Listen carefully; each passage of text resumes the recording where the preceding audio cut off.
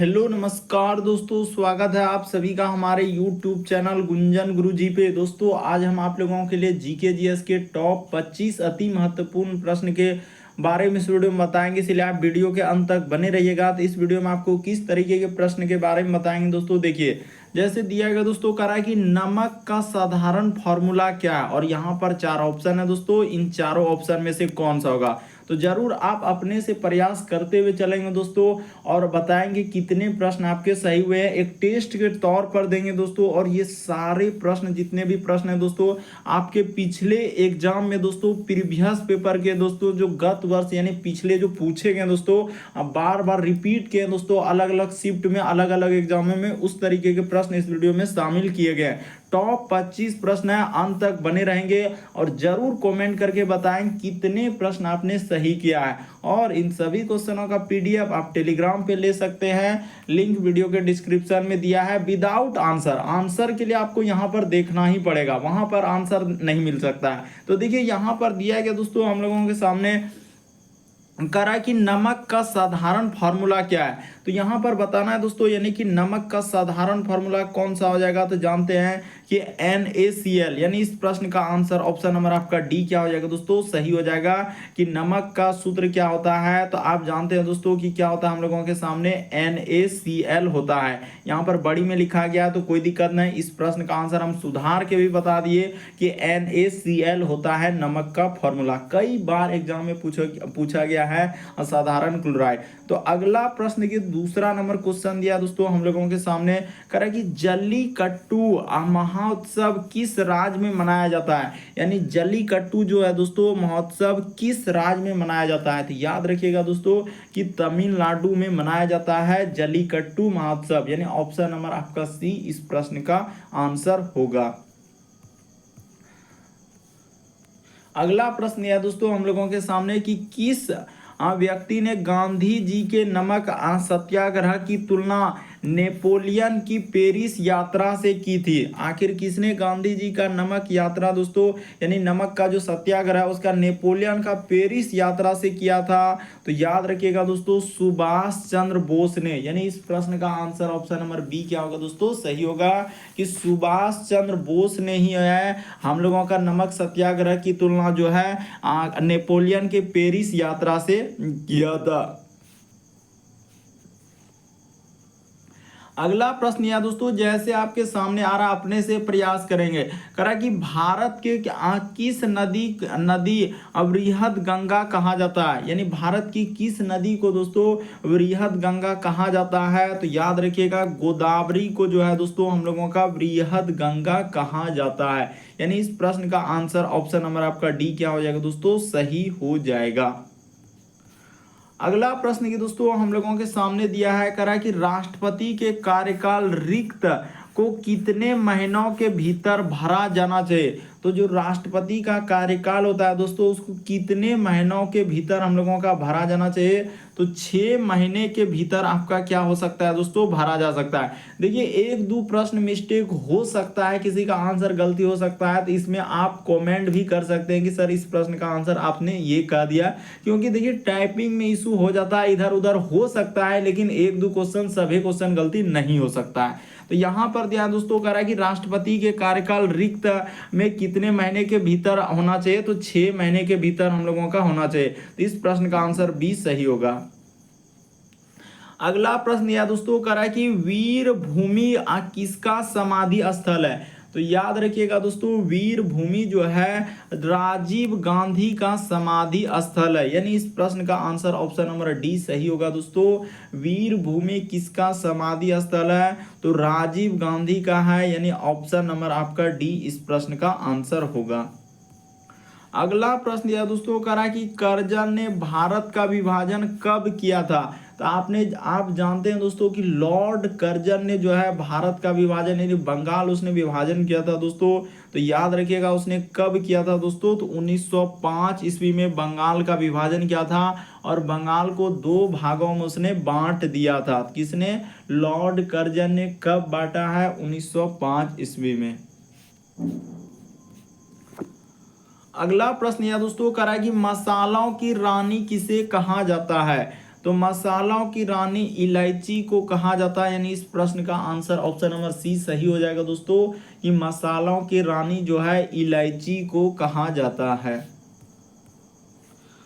अगला प्रश्न यह दोस्तों कह रहा है कि पश्चिमी तट के उत्तरी भाग को क्या कहते हैं। तो पश्चिमी तट के ऊपरी भाग को जो है दोस्तों हम लोगों का कोंकण तट कहते हैं, यानी इस प्रश्न का आंसर ऑप्शन नंबर सी सही होगा दोस्तों, कि पश्चिमी तट के उत्तरी भाग को क्या कहते हैं दोस्तों, कोंकण तट कहते हैं। तो ऑप्शन नंबर आपका सी क्या हो जाएगा दोस्तों, इस प्रश्न का आंसर हो जाएगा।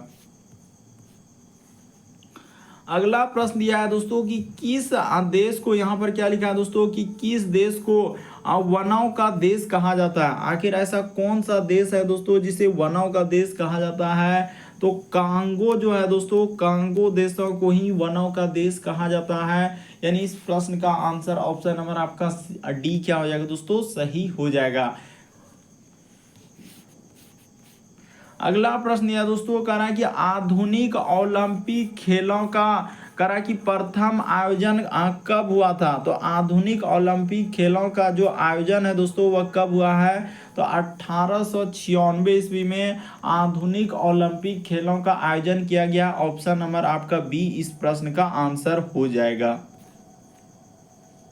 अगला प्रश्न यह दोस्तों हम लोगों के सामने यहाँ पर कहा जा रहा है, देखिए हम लोगों के सामने कह रहा है दोस्तों कि महात्मा बुद्ध का, यहाँ पर लिखा है दोस्तों, महापरिनिर्वाण कहाँ हुआ था। तो याद रखिएगा दोस्तों कि महात्मा बुद्ध का महापरिनिर्वाण जो है हम लोगों का कहाँ पर हुआ है दोस्तों, बड़ा इंपॉर्टेंट प्रश्न है। तो कुशीनगर में, यानी कहने का मतलब महात्मा बुद्ध का मृत्यु कहाँ हुआ है दोस्तों, हम लोगों का कुशीनगर में हुआ था। अगला प्रश्न है दोस्तों कह रहा है कि कोशिका में प्रोटीन का संश्लेषण कहाँ होता है।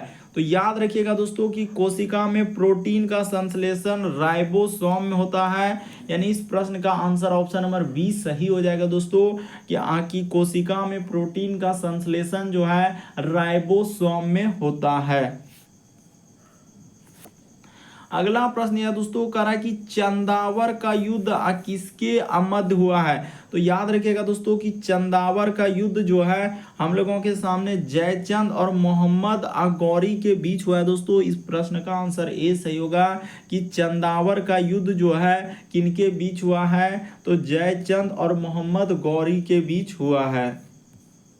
अगला प्रश्न यह दोस्तों कह रहा है कि सिकंदराबाद किस आज क्षेत्र का मुख्यालय है। तो यही कह रहा है दोस्तों हम लोगों का कि सिकंदराबाद जो है किस क्षेत्र का, यानी किस रेलवे क्षेत्र का मुख्यालय हो जाएगा दोस्तों। बड़ा इंपॉर्टेंट, कई बार इस तरीके के प्रश्न आए हुए हैं। तो दक्षिण मध्य रेलवे का ही मुख्यालय कहाँ हो जाएगा दोस्तों, सिकंदराबाद हो जाएगा। अगला प्रश्न है दोस्तों कह रहा है कि हिमालय में कितनी अनुदैर्ध्य समानांतर श्रेणी है। तो हिमालय में याद रखिएगा दोस्तों कि 3 हम लोगों का अनुदैर्ध्य समानांतर श्रेणियां हैं। ऑप्शन नंबर ए इस प्रश्न का आंसर हो जाएगा। अगला प्रश्न है दोस्तों हम लोगों के सामने कि किस शासक ने कलिंजर के अजय दुर्ग का निर्माण करवाया था। तो ऐसा कौन सा शासक था दोस्तों, तो याद रखेंगे धंग देव, यानी इस प्रश्न का आंसर ऑप्शन नंबर सी सही होगा, कि किस शासक ने कलिंजर के अजय दुर्ग का निर्माण करवाया था दोस्तों। तो धंग देव ने करवाया है। ऑप्शन नंबर आपका सी इस प्रश्न का आंसर होगा। अगला प्रश्न यह दोस्तों कह रहा है कि 1991 में निम्नलिखित में से कौन भारत के वित्त मंत्री थे। तो 1991 ईस्वी में याद रखेंगे दोस्तों कि भारत के वित्त मंत्री कौन थे, मनमोहन सिंह थे। बड़ा इंपॉर्टेंट प्रश्न, यानी 1991 ईस्वी में भारत के कौन वित्त मंत्री थे। तो मनमोहन सिंह वित्त मंत्री थे। अगला प्रश्न यह दोस्तों हम लोगों के सामने कह रहा है कि त्रिपक्षीय संघर्ष, यहाँ पर लिखा है दोस्तों कह रहा है कि त्रिपक्षीय संघर्ष का आरंभ किस सदी में हुआ है। तो त्रिपक्षीय संघर्ष का आरंभ जो है दोस्तों 8वीं सदी में शुरू हुआ है। याद रखिएगा दोस्तों कि त्रिपक्षीय, यानी यहाँ पर लिखा है दोस्तों कह रहा है कि त्रिपक्षीय संघर्ष का आरंभ जो है 8वीं सदी में हुआ है। अगला प्रश्न है दोस्तों किस प्रकार के शासक ने कहा कि आदि हम लोगों का लिखा है दोस्तों आदि वरा की उपाधि धारण की थी। बड़ा इंपॉर्टेंट, अभी हाल ही के एग्जाम में इस तरीके के प्रश्न पूछे गए दोस्तों। तो किस प्रतिहार शासक ने आदि वरा की उपाधि धारण किया दोस्तों? तो याद रखिएगा हम लोगों का महीर भोज ने। ऑप्शन नंबर 20 प्रश्न का आंसर होगा कि किस प्रतिहार शासक ने आदि अवरा की उपाधि धारण किया है? तो महीर भोज ने।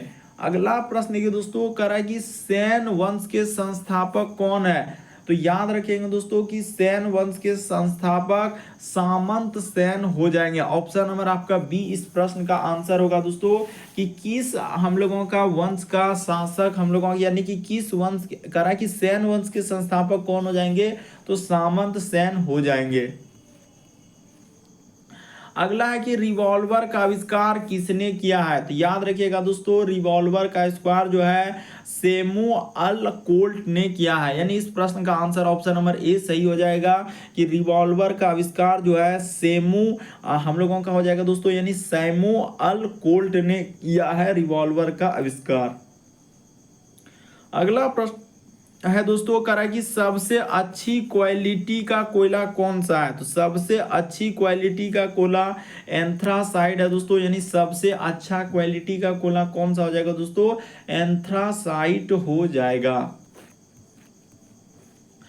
अगला है दोस्तों कि लाल चींटी में कौन सा अम्ल होता है? तो लाल चींटी में याद रखिएगा दोस्तों हम लोगों का फॉर्मिक अम्ल पाया जाता है। यानी इस प्रश्न का आंसर ऑप्शन नंबर ए सही होगा कि लाल चींटी में कौन सा अम्ल पाया जाता है? तो फॉर्मिक अम्ल पाया जाता है। अगला है दोस्तों कि जर्मन सिल्वर किसका मिश्रण है? तो याद रखिएगा दोस्तों कि जर्मन सिल्वर जो है तांबा, निकिल और जिंक। यानी इस प्रश्न का आंसर ऑप्शन नंबर ए सही हो जाएगा कि जर्मन सिल्वर किसका मिश्रण है दोस्तों? तांबा, निकिल और जिंक का। यानी ऑप्शन नंबर ए इस प्रश्न का आंसर हो जाएगा। तो यदि आप हमारे चैनल पे पहली बार है दोस्तों, सब्सक्राइब लिखा हुआ दिख रहा होगा, बगल में घंटी का निशान दिख रहा होगा, तो सब्सक्राइब कर लीजिए और घंटी के निशान में ऑल वाला सेलेक्ट कर दीजिए ताकि जब भी वीडियो डालें तो नोटिफिकेशन आपको सबसे पहले मिल जाए। और इन सभी क्वेश्चनों का पीडीएफ आप टेलीग्राम पे प्राप्त कर सकते हैं, लिंक वीडियो के डिस्क्रिप्शन में दिया गया। ओके दोस्तों, थैंक यू। और जो कोई पहले लाइक जरूर कर देंगे दोस्तों, हर एक स्टूडेंट लाइक जरूर करेंगे।